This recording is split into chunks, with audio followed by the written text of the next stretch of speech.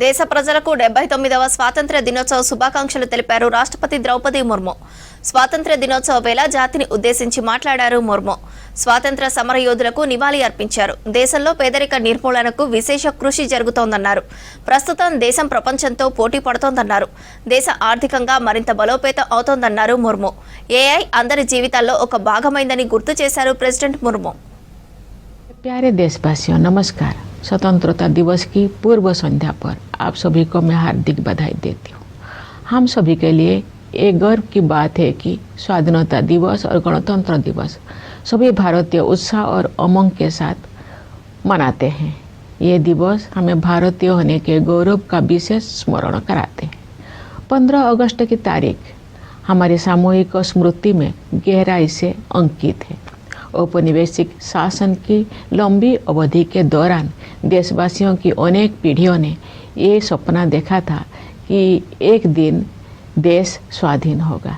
देश के हर हिस्से में रहने वाले पुरुष और महिलाएं, बूढ़े और जवान विदेशी शासन की बेड़ियों को तोड़ फेंकने के लिए व्याकुल थे। उनके संघर्ष में निराशा नहीं, अपितु बलवती आशा का भाव था।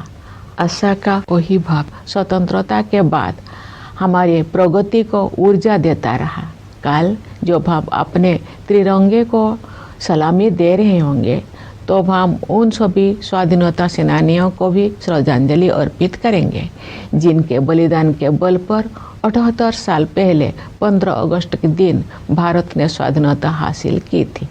अनेक लोकतांत्रिक व्यवस्थाओं में जेंडर, रिलीजियन तथा अन्य आधारों पर लोगों के मताधिकार पर पाबंदियां होती थी, परंतु हमने ऐसा नहीं किया।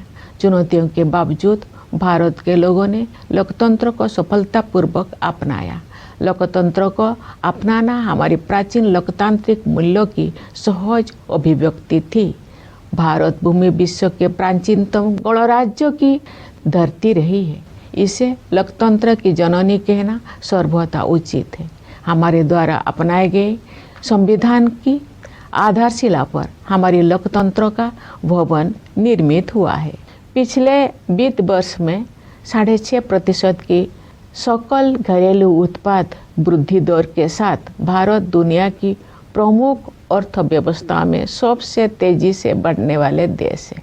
वैश्विक अर्थव्यवस्था में व्याप्त समस्याओं के बावजूद घरेलू मांग में तेजी से वृद्धि हो रही है।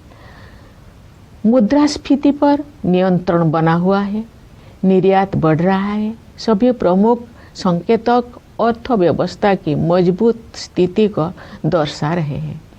ये हमारे श्रमिक और किसान भाई बहनों की कड़ी मेहनत और समर्पण के साथ साथ सुविचारित सुधारों और कुशल आर्थिक प्रबंधन का भी परिणाम है।